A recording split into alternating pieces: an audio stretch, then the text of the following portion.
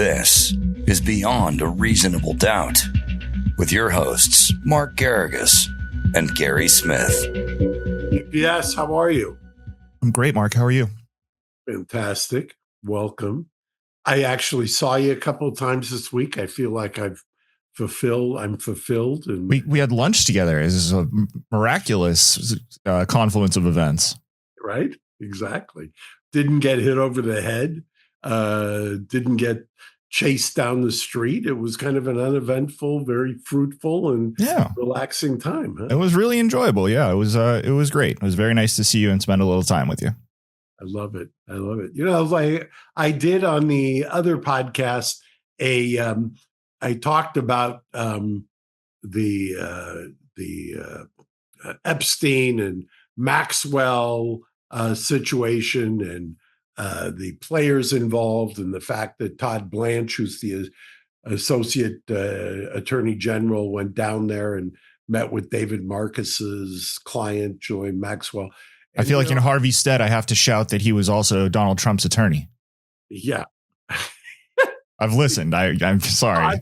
Yes, Todd Blanche, by the way, was Donald Trump's attorney. And as I said to Harvey, I said, okay, I get it, but let's, having somebody who's close to you as attorney general is not exactly outside the box. Obama had Eric Holder. And by the way, there was this guy, John Kennedy, who was the iconic Democratic president of our generation. And a couple generations, his brother was the attorney general. So, well, talk about hit over the head. Harvey was not going to let you get 60 seconds by without him, resetting, as they would say in radio, and making sure that the info that Todd Blanche was once Donald Trump's attorney was right there for every listener to hear over and over again. So that was. By the way, Todd Blanche is a hell of an attorney. I always, as you know from us discussing it, what he went through when Trump was being prosecuted on that bullshit case in New York, and what he had to put up with the nonsense was beyond belief. And this is coming from a guy who's on the opposite end of the spectrum. So. Yeah, it was. So for anyone who's not aware, Mark's referencing his podcast with Harvey Levin, Two Angry Men, which you can find anywhere you get podcasts and on TMZ's YouTube or Los Angeles Magazine's YouTube for that matter. So go check that out if you're so interested. And you guys, you guys talked extensively about the Epstein case. It was enjoyable. Yeah, well, my favorite are the comments because I do occasionally stroll through the comments, as you know. That makes one of us. Yes, exactly. You won't. My favorite is the number of people who reflexively engage in the ad hominem kind of fallacy of saying, you must be on the list. You must be on the list. I mean, that's kind of the only retort to why to any kind of a comment, as opposed to engaging on what what I think is really going on here, which is that that they may be contemplating a pardon or a commutation of her sentence because precisely now that they've looked at this, it's not what it purported to be. And what a shocking and absolutely provocative statement that might be. Yeah, that's exactly why. That's a very good example of exactly why I stay out of the comments, because the keyboard warriors who just refuse to intellectually engage in the thought process or the discussion and just have to jump straight to, something, straight to 11 and just there's harping on one conspiracy theory or nonsense. It's too much for me. I love it. But speaking of which, I'll tell you the two people I never thought would be having this conversation that would resonate with me, Candace Owens and Tucker Carlson, or was it Tucker? Oh, I take it back. Candace Owens, I had a clip that I wanted to send you. She made news for a different reason. She made news for a different reason. Yes. Well, no, she's on to Macron, but she was early money on Azerbaijan and Armenia, which led me to the Tucker Carlson, Anna Gasparian interview. Do you have this clip? I have two. I have a shorter one and a longer one. Which one do you want to start with? Let's start with the shorter one, which I think I swiped from the ANC tweet. I think you did. Here we go. Israel sold weapons to Azerbaijan to carry out the ethnic cleansing of ethnic Armenians from Nagorno-Karabakh. What? Yep. Is that confirmed? Yes, it's confirmed. It's absolutely confirmed. Israel sold weapons to Azerbaijan to kill the Christians. Yeah, that's exactly what happened. You're sure? Yeah, anyone can look it up. And look, if I'm ever wrong, I will admit it, but this is something I've researched deeply. Where did Azerbaijan get its weapons from? There have been rumors that they also were sold weapons from Russia, but there was less confirmation on that. But in regard to Israel, it's very clear and it's documented. Yeah. I sense a theme. And I have a right to sense that theme because I'm a Christian and I'm not going to cede that right. And by the way, I'm also an Armenian Christian who isn't going to cede that right. And I was, as you know, Gary, because we've been talking about this ever since the Azerbaijan ethnically cleansed Artsakh, the idea that Israel, and by the way, let's not leave Ukraine out of the mix because Ukraine was also in the mix when it came to Azerbaijan and basically wiping out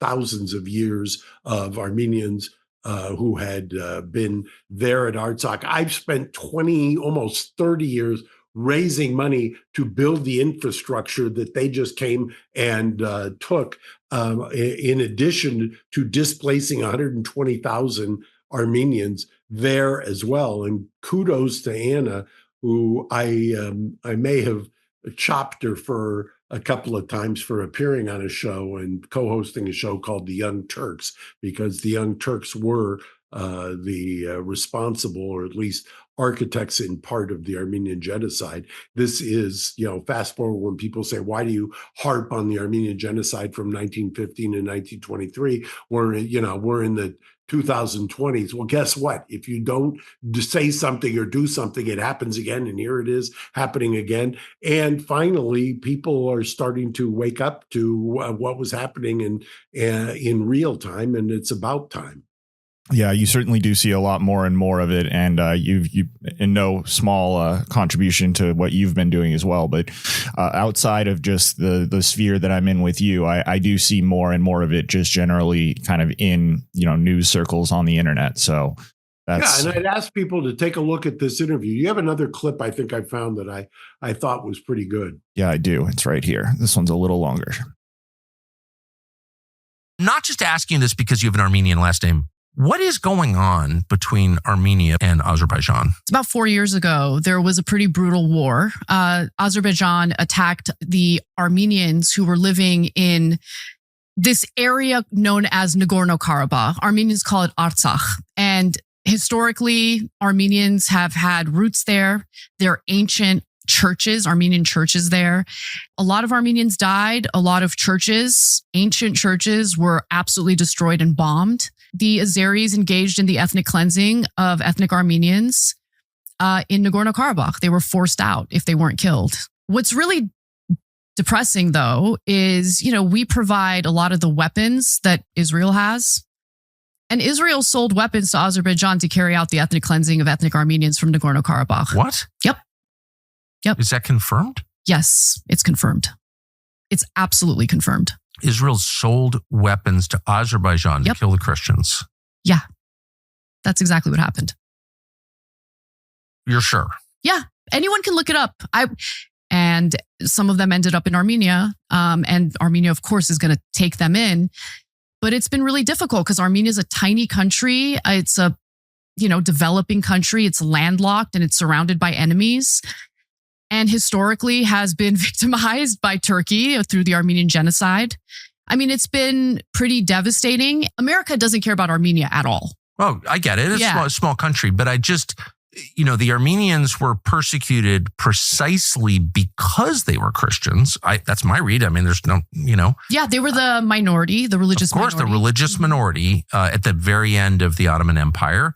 End of the First World War, and they were murdered in enormous numbers by the Ottomans, using the Kurds, I think, for a lot of it. And I don't understand why. I just see this theme. You may disagree with this, but I see a global theme where the most peaceful religion in the world is taking the most abuse, and there's the most murder of Christians. And I just am amazed that nobody says anything in the United States. I sense a theme, and I have a right to sense that theme because I'm a Christian and I'm not going to cede that right. Sorry. Ottoman Empire, had already been persecuting Armenians. There was the Adana massacres. I mean, massacres had been happening at the hands of the Ottoman Turks. 1.5 million Armenians were slaughtered. There were a lot more Armenians who were forced to march through the desert to Syria. My father was actually born in Damascus. Your father? My father, yeah. Armenians have been through a lot. They really have. And they're all over the world because of the fact they were forced out of their own country. They've done so well. Yeah, they're hardworking people. They're good people, very family oriented. I'm very proud of my heritage. So some of our first clip mixed in there a little bit, but a lot that wasn't. So, well, I mean, and kudos to Anna Zartunk and the ANC for clipping those things out. And it's incredibly frustrating for me, because you've heard this for over 10 years, Gary. I mean, you've got the first Christian nation. Armenia, understand that for people who aren't in the weeds. Over 1,700 years ago, Armenia had adopted Christianity. It is an Armenian nation in a sea of Islamic fanaticism around it. I mean, you've got Iran on one side, you've got Russia on the other side, you've got Turkey on one side, you've got Azerbaijan there. But it's there. It is democratic, at least theoretically. It has the seat, Echmiadzin, of the Armenian Church, which is 1,700 years old. And we have to fight and scrape to get any kind of U.S. support. I don't understand that. I do not understand. If you take a look at the numbers for foreign aid, and Artsakh, I think on its best year, got $10 million. That's a rounding error for the weapons sales to some of these other countries and the gifting of weapons to other countries for Artsakh before it got wiped out in 2020 and 21. And there are still political prisoners who are in the Artsakh government who are being persecuted and prosecuted by the Azeris right now. And you've got F1 going over there. You've got UFC fights going over there and things of that nature in Azerbaijan. Well, it's just astonishing to me that we have allowed this to happen, that we are complicit in a lot of ways. And I think it ought to, anybody who raises their voices on this, I will feature, amplify, and do whatever else possible. Absolutely. It is extremely frustrating because you make a very good point when it comes to something like F1, for them to have the Azerbaijan Grand Prix and have all of these global brands coming over there and throwing sponsorship money behind it and stuff like that. I mean, it's infuriating. Yeah. It's infuriating. Can you imagine? I mean, I could go on and on and on. I will leave it at that for this week. I'll let you go back to the family, and I'll get off my soapbox, and I'll see you during the week, Gary. All right. Well, I look forward to it, Mark. Thanks so much, as always, for making some time for us on the weekend, and we will see you all next week. Thanks for listening to Reasonable Doubt. Subscribe on YouTube at youtube.com/Reasonable Doubt Podcast.